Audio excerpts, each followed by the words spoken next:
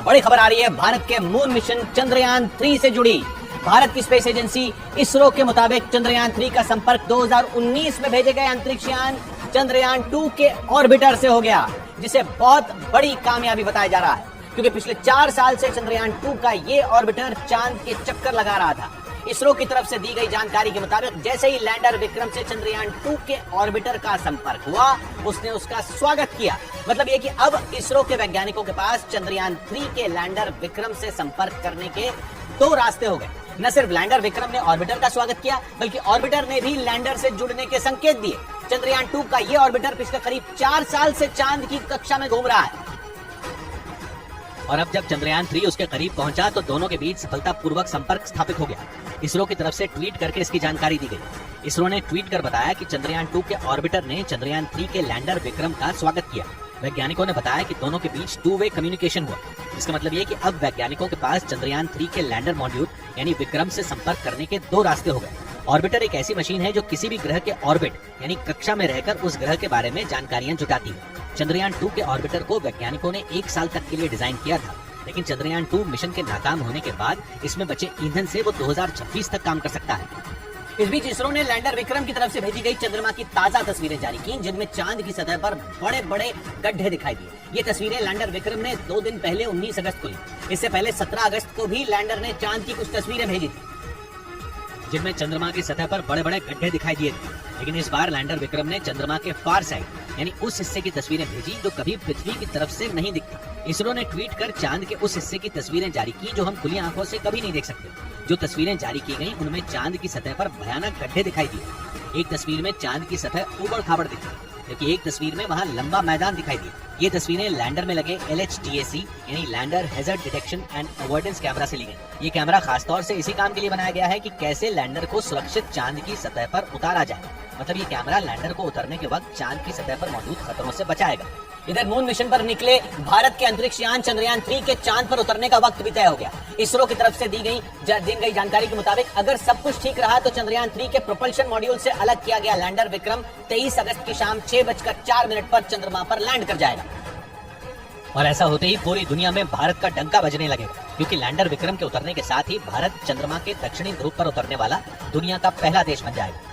इसरो के मुताबिक चंद्रयान 3 इस वक्त चांद से सिर्फ 25 किलोमीटर की दूरी पर चक्कर लगा रहा है, और सब कुछ ठीक रहा तो वो 23 अगस्त की शाम को 6:04 पर चांद की सतह पर सॉफ्ट लैंडिंग करेगा।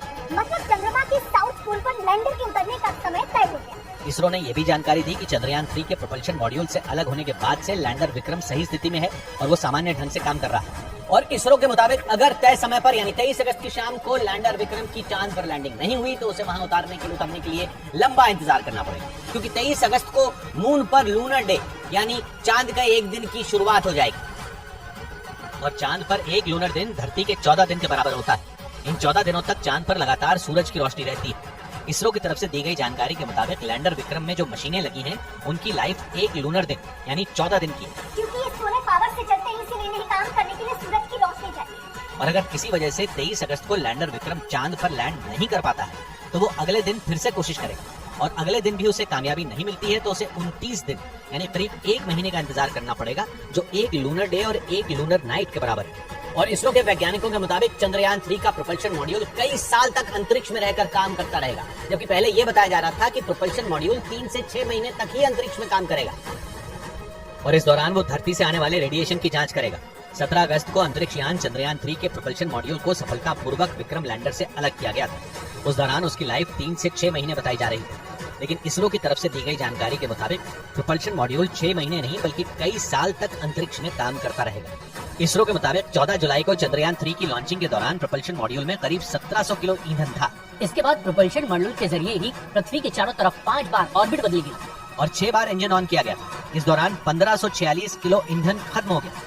मतलब प्रोपल्शन मॉड्यूल में करीब 150 किलो ईंधन बचा, और इसरो के वैज्ञानिकों ने दावा किया कि बचे हुए ईंधन से वो कई साल तक अंतरिक्ष में रहकर काम कर सकेगा। हालांकि अभी पूरी दुनिया की नजर चंद्रमा की सतह पर चंद्रयान 3 की सॉफ्ट लैंडिंग पर है, लेकिन इस मिशन की असली कामयाबी रोवर प्रज्ञान पर टिकी है। ये रोवर अभी लैंडर विक्रम के अंदर है, जो करीब 25 किलोमीटर की दूरी पर चंद्रमा का चक्कर लगा रहा है। और ये रोवर एक्शन में तभी आएगा जब लैंडर विक्रम की चंद्रमा पर कामयाब लैंडिंग हो चुकी हो और जैसे ही चंद्रमा की सतह पर लैंडर विक्रम उतरेगा, उससे 6 पहियों वाला रोवर प्रज्ञान बाहर निकलेगा। प्रज्ञान का वजन केवल 26 किलो है। जैसे ही प्रज्ञान के कदम चंद्रमा पर पड़ेंगे, इसरो के वैज्ञानिक नया इतिहास रचने में कामयाब हो जाएंगे। प्रज्ञान में एक सोलर पैनल लगा हुआ है जो 50 वॉट तक बिजली बना सकता है। मतलब ये कि अपना काम करने के लिए जरूरी बिजली भी प्रज्ञान खुद ही बनाएगा। फिर इसमें लगे नेविगेशनल कैमरे और सेंसर काम करना शुरू कर देंगे, जिनके जरिए हर छोटी सी छोटी तस्वीर और जानकारी सीधा इसरो को मिलेगी। प्रज्ञान को इस मिशन का चीफ ऑफ कम्युनिकेशंस भी कहा जाता है। और यही वो डेटा होगा जो चांद के दक्षिणी ध्रुव से जुड़े रहस्यों को सुलझाएगा। चंद्रयान 3 मिशन की कामयाबी पूरी तरह रोवर प्रज्ञान के 14 दिनों के काम पर निर्भर होगी। और इसीलिए इसरो ने रोवर प्रज्ञान को बेहद आधुनिक बनाया है। रोवर प्रज्ञान में ऐसी तकनीक है कि वो केवल तस्वीरें खींचने वाला कोई कैमरा पर्सन नहीं है, बल्कि खुद रिसर्च करने वाला एक वैज्ञानिक भी है। लैंडर विक्रम से आधा किलोमीटर के दायरे में रोवर चंद्रमा की सतह पर घूमता रहेगा और रिसर्च करता रहेगा। केवल पानी ही नहीं, बल्कि चांद की सतह पर मौजूद दुर्लभ खनिजों को भी वो ढूंढेगा।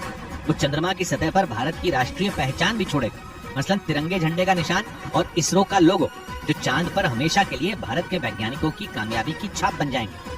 चांद पर एक दिन पृथ्वी के 14 दिनों के बराबर होता है। रोवर की रिसर्च भी चांद की सतह पर पृथ्वी के 14 दिनों तक ही चलेगी। लेकिन इसरो की सबसे बड़ी चुनौती चांद के दक्षिणी ध्रुव पर अंतरिक्ष यान को सॉफ्ट तरीके से उतारना है, क्योंकि चंद्रमा का दक्षिणी ध्रुव मुश्किलों और रहस्यों से भरा है, जिससे पूरी दुनिया अनजान है। चांद के इस हिस्से पर कोई नहीं पहुंच सका है। लेकिन भारत का चंद्रयान 3 चांद के दक्षिणी ध्रुव पर लैंड करके चांद की जमीन पर इतिहास रचने वाला है। भारत का अंतरिक्ष यान चंद्रयान 3 चांद पर जिस जगह पर उतरेगा, वहां आज तक दुनिया का कोई भी देश नहीं पहुंच पाया है। क्योंकि चांद का दक्षिणी ध्रुव वो हिस्सा है जहाँ पर कई उबड़ खाबड़ और जोखिम भरे इलाके भी हैं। एक रिपोर्ट के मुताबिक वहाँ इतनी बड़ी खाइयां हैं जिनमें हिमालय भी समा जाए। इसके अलावा वहाँ चांद की दूसरी जगह के मुकाबले अंधेरा ज्यादा है, जिससे वहाँ किसी भी अंतरिक्ष यान को उतरने में दिक्कत होती है। यही नहीं, रात के वक्त वहाँ का तापमान -230 डिग्री तक गिर जाता है, जिस वजह से ये चांद के दुर्लभ इलाकों में एक है। हालांकि वैज्ञानिकों के मुताबिक चांद के दक्षिणी ध्रुव पर पानी मिलने की संभावना सबसे ज्यादा है। और इसरो के मुताबिक मून मिशन की सबसे बड़ी चुनौती लैंडर की डी बूस्टिंग को सफलतापूर्वक पूरा कर लेना है। मतलब लैंडर विक्रम चांद पर उतरने के लिए पूरी तरह तैयार होगा। डी बूस्टिंग वो प्रक्रिया है जिसके जरिए अंतरिक्ष यान की रफ्तार कम की जाती है, ताकि लैंडर क्रैश न हो और वो सुरक्षित तरीके से चंद्रमा की सतह पर उतर सके। क्योंकि अगर स्पीड ज्यादा हुई तो चंद्रमा के दक्षिणी ध्रुव पर सॉफ्ट लैंडिंग नामुमकिन हो जाएगी। इसीलिए इसरो के वैज्ञानिकों के सामने लैंडर की स्पीड को कंट्रोल करना सबसे बड़ी चुनौती थी, जिसे सफलतापूर्वक पार कर लिया गया। लैंडर की रफ्तार कम करने को ही डी बूस्टिंग कहते हैं। इसके लिए लैंडर में लगे इंजन से थ्रस्टर फायर किए जाते हैं, जो अंतरिक्ष यान को उल्टी दिशा में धकेलते हैं, जिससे उसकी स्पीड कम हो जाती है। और इसरो के मुताबिक चंद्रयान 3 का आखिरी और फाइनल डी बूस्टिंग ऑपरेशन एक दिन पहले ही पूरा कर लिया गया। इस ऑपरेशन के बाद लैंडर की चंद्रमा से न्यूनतम दूरी 25 किलोमीटर और अधिकतम दूरी 134 किलोमीटर रह गई। इसरो ने जानकारी दी कि अब लैंडर की आंतरिक जांच होगी और जब तक चांद पर सूरज नहीं निकलेगा तब तक लैंडर को उतरने के लिए इंतजार करना पड़ेगा। और चंद्रयान 3 से पहले 22 जुलाई 2019 को इसरो ने मून मिशन चंद्रयान 2 लॉन्च किया था, जो सॉफ्टवेयर में गड़बड़ी की वजह से सितंबर 2019 में फेल हो गया था। चंद्रयान 2 का मकसद चंद्रमा पर ऑर्बिटर, लैंडर और रोवर को भेजना था और सब कुछ ठीक भी चल रहा था। लेकिन आखिरी वक्त में लैंडर के क्रैश होने की वजह से चंद्रयान 2 मिशन फेल हो गया था। हालांकि चंद्रयान 2 का ऑर्बिटर सफलतापूर्वक चंद्रमा की कक्षा में प्रवेश कर गया था, लेकिन रोवर के साथ लैंडर चंद्रमा के दक्षिणी ध्रुव पर उतर नहीं सका था। इसरो के मुताबिक चंद्रयान 2 के लैंडर में 5 इंजन थे, लेकिन यान की रफ्तार कम करने के लिए उन इंजनों ने जरूरत से ज्यादा थ्रस्ट भर दी, जिससे परेशानियां बढ़ गई। और मिशन नाकाम होने की दूसरी सबसे बड़ी वजह लैंडर के सॉफ्टवेयर का फेल होना बताया गया। एक रिपोर्ट के मुताबिक लैंडर का तेजी से मुड़ना सॉफ्टवेयर से कंट्रोल नहीं हुआ। ऊपर से अंतरिक्ष यान के उतरने के लिए वहाँ लैंडिंग साइट छोटी थी, जहाँ पहुँचने के लिए यान की स्पीड बढ़ाई गई, जो लैंडर के लिए घातक साबित हुआ। उधर रूस का मिशन लूना 25 लैंडिंग से पहले ही क्रैश हो गया। इस मिशन के जरिए रूस का स्पेसक्राफ्ट पहली बार चांद के दक्षिणी ध्रुव पर उतरने वाला था। चांद का दक्षिणी ध्रुव रहस्यों से भरा माना जाता है, लेकिन वहां पहुंचना सबसे ज्यादा मुश्किल है, क्योंकि वहां न तो सूरज की रोशनी है और न ही यान के उतरने के लिए समतल जगह है। इन सब के बावजूद रूस ने ये जोखिम उठाया। लेकिन लैंडिंग से पहले ही रूसी स्पेसक्राफ्ट लूना 25 का संपर्क टूट गया। रूस की स्पेस एजेंसी के मुताबिक लैंडिंग से पहले ऑर्बिट बदलते वक्त अचानक लूना 25 ने ठीक ढंग से काम करना बंद कर दिया, जिससे वो कंट्रोल से बाहर होने लगा और फिर कुछ ही देर बाद वो क्रैश हो गया। रूस के मीडिया के मुताबिक अंतरिक्ष वैज्ञानिक लूना 25 में हुई गड़बड़ी का समय से पता लगा पाने में कामयाब नहीं हो सके और आखिरकार उनका मिशन फेल हो गया। इस मिशन के लिए रूस ने बड़ी तैयारी की थी। उसने 1976 के बाद पहली बार अपना स्पेसक्राफ्ट चांद के लिए रवाना किया था और रूस का लूना 25 अपने साथ एक लैंडर भी लेकर गया था, जो चांद पर सॉफ्ट लैंडिंग मतलब सुरक्षित तरीके से उतरने के बाद वहाँ 1 साल तक अपने मिशन को अंजाम देने वाला था। इस दौरान रूस की स्पेस एजेंसी वहाँ पानी की खोज समेत कई दूसरी रिसर्च भी करने वाली थी, लेकिन ऐसा हो नहीं पाया और 11 अगस्त को लॉन्च हुआ रूस का मून मिशन नाकाम हो गया। रूस की स्पेस एजेंसी ने लूना 25 को सुरक्षित लैंड कराने की पूरी कोशिश की, लेकिन अपने तय वक्त यानी 21 अगस्त को वो चांद पर नहीं उतर सका। इस नाकामी के पीछे कई कारण रहे। रूस की स्पेस एजेंसी के मुताबिक लूना 25 को चांद की कक्षा में दाखिल कराने की कोशिश की गई ताकि वो चांद के दक्षिणी ध्रुव की सतह के करीब पहुंच सके। इसके बाद लूना 25 की रफ्तार कम करने की कोशिश शुरू की गई, जिसे डीबूस्टिंग कहते हैं। इस प्रक्रिया के लिए थ्रस्टर फायर किए गए, जो अंतरिक्ष यान को उल्टी दिशा में धकेलते हैं, जिससे उसकी रफ्तार कम हो जाती है। लेकिन इसके बावजूद रूस का लूना 25 चांद की कक्षा में सही ढंग से दाखिल नहीं हुआ और वो क्रैश हो गया। इस घटना के बाद रूसी अंतरिक्ष एजेंसी ने ये जानकारी दी कि इस मिशन की विफलता के कारणों की जांच के लिए एक आयोग का गठन किया जाएगा, ताकि उन गलतियों को सुधारने के बाद रूस अपने अगले मिशन में कामयाब हो सके। क्योंकि इस मिशन की नाकामी से रूस को भारी नुकसान उठाना पड़ा। चांद के दक्षिणी ध्रुव पर भारत से पहले अपने स्पेसक्राफ्ट को भेजने के लिए रूस की सरकार ने बहुत बड़ी रकम खर्च की थी, लेकिन चांद के दक्षिणी ध्रुव पर पहली बार पहुंचने का रूस का सपना पूरा नहीं हो सका। हालांकि वहां पहुंचना सबसे ज्यादा मुश्किल है, क्योंकि वहां न तो रोशनी है और न ही उतरने के लिए समतल जगह। लेकिन इसके बावजूद रूस ने अपना लूना 25 मिशन रवाना किया, जो नाकाम हो गया। इसके साथ ही उसे मून मिशन से भारी नुकसान भी उठाना पड़ा। ब्रिटेन की मीडिया के मुताबिक रूस के लूना 25 मिशन का बजट $200 मिलियन यानी भारतीय रुपयों में 1600 करोड़ से भी ज्यादा था। लेकिन इस मिशन के फेल होने से रूस के हाथ कुछ भी नहीं लग सका।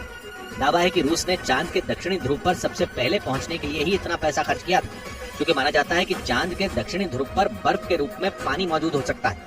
ये दावा अमेरिका की स्पेस एजेंसी नासा भी 2018 में कर चुकी है। इस बीच अंतरिक्ष विशेषज्ञों का दावा है कि यूक्रेन जंग की वजह से रूस का मून मिशन लूना 25 फेल हो गया। दावा किया गया कि यूरोप के देशों ने ही पुतिन के सपने को चकनाचूर कर दिया, क्योंकि यूक्रेन जंग की वजह से पुतिन ने यूरोप के कई देशों को अपना दुश्मन बना लिया। अंतरिक्ष विशेषज्ञों के मुताबिक इसीलिए यूरोप की स्पेस एजेंसी ने रूस के मून मिशन के रवाना होने से पहले उसमें ऐसी गड़बड़ी कर दी, जो बाद में इस मिशन की नाकामी की सबसे बड़ी वजह बन गई। यूरोपियन स्पेस एजेंसी का इसके अंदर एक इंस्ट्रूमेंट था, उन्होंने वो निकाल लिया क्योंकि यूक्रेन वॉर शुरू हो गया। इस बीच ब्रिटेन के मीडिया ने दावा किया कि रूस के राष्ट्रपति पुतिन को इस तकनीकी खामी की जानकारी पहले से थी, लेकिन इसके बावजूद उन्होंने लूना 25 को भेजने का जोखिम उठाया। दावा है कि रूसी स्पेस एजेंसी के वैज्ञानिकों ने पहले ही बता दिया था कि इस अभियान के सफल होने की संभावना सिर्फ 70% ही है। यही नहीं, ब्रिटेन के मीडिया के मुताबिक पुतिन ये चाहते थे कि उनका मिशन भारत के चंद्रयान 3 से पहले पूरा हो जाए। इसीलिए उन्होंने तमाम खतरों को जानते हुए भी लूना 25 को हरी झंडी दे दी थी। लेकिन बीते 4 साल में 4 देशों ने चांद की सतह पर अपने स्पेसक्राफ्ट को उतारने की कोशिश की, लेकिन उन्हें कामयाबी नहीं मिली। जिसका मतलब ये कि चांद की सतह पर किसी भी स्पेसक्राफ्ट की सॉफ्ट लैंडिंग कराना वैज्ञानिकों के लिए काफी कठिन होता है, क्योंकि उसकी ऊबड़-खाबड़ सतह पर स्पेसक्राफ्ट को उतारने में वैज्ञानिकों को कई तरह की चुनौतियों का सामना करना पड़ता है। इससे पहले 11 अप्रैल 2019 को इजराइल, 7 सितंबर 2019 को भारत का चंद्रयान 2, 25 अप्रैल 2023 को जापान का स्पेसक्राफ्ट और 3 दिन पहले 19 अगस्त को रूस का लूना 25 स्पेसक्राफ्ट लैंडिंग से पहले क्रैश हो गया। हालांकि इनमें सिर्फ भारत ही एक ऐसा देश है जिसने चंद्रयान 2 की असफलता के 4 साल के भीतर ही चांद पर दोबारा वापसी का प्लान बनाया। अभी चांद पर सफल लैंडिंग का रिकॉर्ड अमेरिका, चीन और रूस के नाम है। लेकिन चंद्रयान 3 चांद की सतह पर सॉफ्ट लैंडिंग में कामयाब रहा तो भारत चांद पर पहुंचने वाला चौथा देश बन जाएगा और चांद के दक्षिणी ध्रुव पर पहुंचने वाला दुनिया का पहला देश होगा।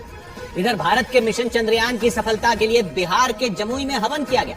सैकड़ों की संख्या में लोगों ने मंदिर में चंद्रयान 3 की कामयाबी के लिए भगवान से प्रार्थना की और मंत्रोच्चार के बीच हवन कुंड में आहुति देते नजर आए। जमुई जिले के नबीहा गांव के लोगों ने 3 दिन पहले ये हवन पूजन शुरू किया था, जो 23 अगस्त यानी चंद्रयान 3 के चांद की सतह पर उतरने तक चलेगा। सभी लोग मिल के आज हवन किए हैं। चंद्रयान 3 के सफल लैंडिंग के लिए हम लोग ईश्वर से प्रार्थना किए हैं। गांव के लोगों ने बताया कि पिछली बार 2019 में जब चंद्रयान 2 चांद की सतह पर उतरने में सफल नहीं हो पाया था तो उन्हें काफी दुख हुआ। इसके बाद इस बार जब चंद्रयान 3 फिर से चांद की तरफ भेजा गया तो गांव के सभी लोगों ने भगवान से उसकी सुरक्षित लैंडिंग के लिए इस हवन का आयोजन किया।